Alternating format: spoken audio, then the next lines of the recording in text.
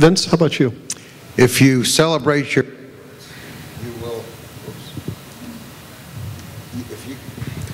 It takes a couple seconds. If you celebrate your ignorance, you will surround yourself with people who are smarter than you are.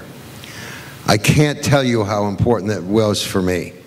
I was lucky to have a wonderful education, great graduate degree from Dolan University. I was smart, I was great, I was good.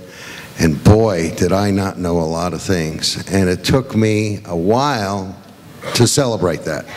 And I mean celebrate because it's more than just recognize. It's saying to yourself, I know I don't know, and I have to find people who know more than I do. We also communicated that to our employees. It was okay to ask questions. It was okay to ask any question. And I'll tell you a little story. I would have meetings with our direct care staff all across the country and spend as much time in the field as I could. And one of our employees asked me, why do you make more money than I do? She was serious.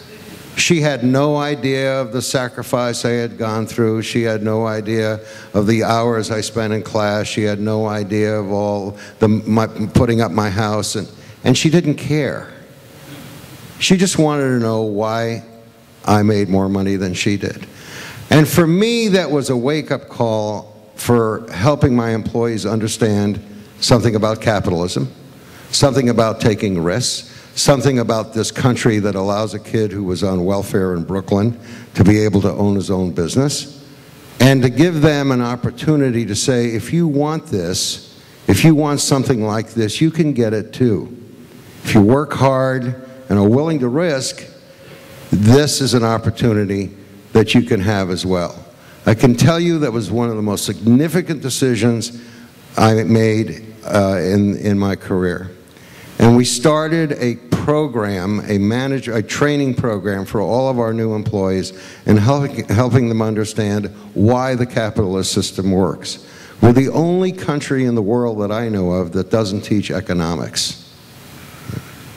We have kids in school today who have no idea why their cars work, or why their refrigerators work, or why their washing machines work in the United States and don't work as well in China, or don't work as well in Bulgaria, or don't work as well in many, many other countries.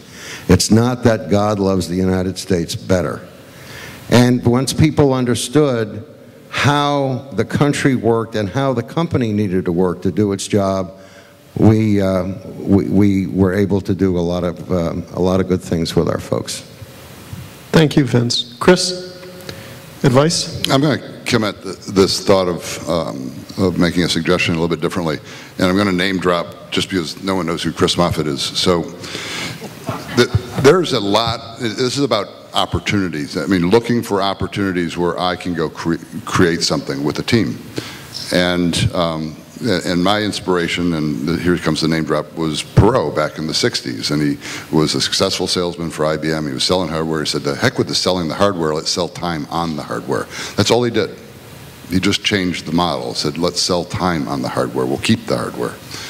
And that's what we did at TSC, and that's what we did at Diamond also. It was the Big 8 had a model for how to do service delivery, and we just said, no, we're not going to do service delivery that way. We're going to do it differently.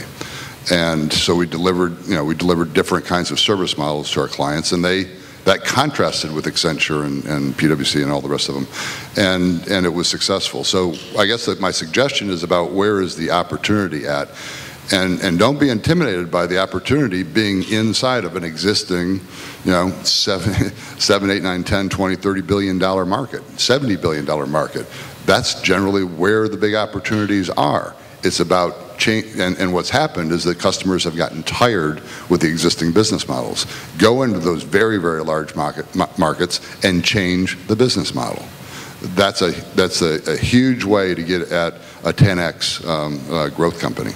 And so that would be my suggestion about how to search out the opportunity. Thank you, Chris. Michael?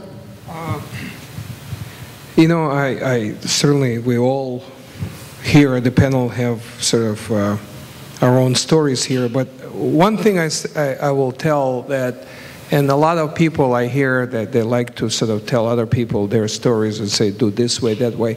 In my opinion, everybody would do their own way. You can't really do business the way somebody else did. It's just not going to work. You know, you got to be yourself. You got to use your strengths and weaknesses. And, you know, like in my case, I learned very quickly that, you know, I just have to do where, you know, just utilize my own skills and my own judgment, and that's the only way. If you really look at other models, and this is just my opinion, obviously, some people may disagree, and try to repeat somebody's model and somebody's way of doing it, and it's just not going to work. And you know, if the only way, obviously there are all these sort of other words, you got to work hard and take the risk. This is all good, but those are peripheral. The key is just to do your own way. There is I really big believer that everybody can be successful.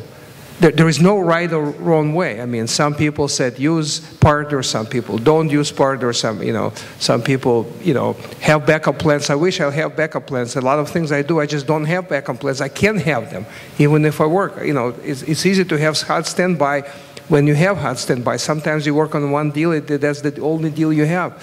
So I'm a big believer that, and that's what I tell people, just do your own way. And if it works, it's great. If it doesn't, it doesn't. But you cannot do really any other way anyway. Going to the end is kind of tough because we've got a lot of great ideas already on this panel. But for me, it kind of boils down to three things. First and foremost, enjoy what you're doing. Be good at it, but enjoy what you're doing. And, in my abbreviated story about the number and stuff like that, the one piece that I forgot to mention is I didn't enjoy what I was doing. To me, I had something that was far more enjoyable and far more important to me than what the company I had started and run, and then let someone else come in and run as CEO. That was far more important to me, and I went and did that, which was my kids. I mean, from the day I sold that business, I have never worked when my kids are home. And so it's just worked out phenomenally well because that's what was important to me. So do what's important to you, but do it well and make sure it's important to you. Second thing is to basically know your customers and know what you bring to your customers. If you can't identify who's going to pay you money and why they're going to pay you money, go back and figure it out again. Because there's no way that someone's going to pay you money unless you can conceive how and why they're going to pay you money. A lot of times I talk to people and say, well, what are you going to do? We're going to do this, this, and this, and this. Great. How are you going to make money? Oh, I don't know. We'll just get it out there, and then they'll just come. Like, no, if you can't see why they're going to come, they're not going to come. And then the last one is, and this was one I learned, through like 20 years of doing Lante. If you can figure out a way to make money while you're sleeping, that is a good day. Because I don't care how smart you are, I don't care how great of a team you have. If you can make money while you and your team are sleeping, it's a good day. And with today's internet, you can do that. And I just think that if you can do that, you do well. So enjoy what you're doing, know what value you're bringing to them, and be able to do it while you're sleeping. All is good.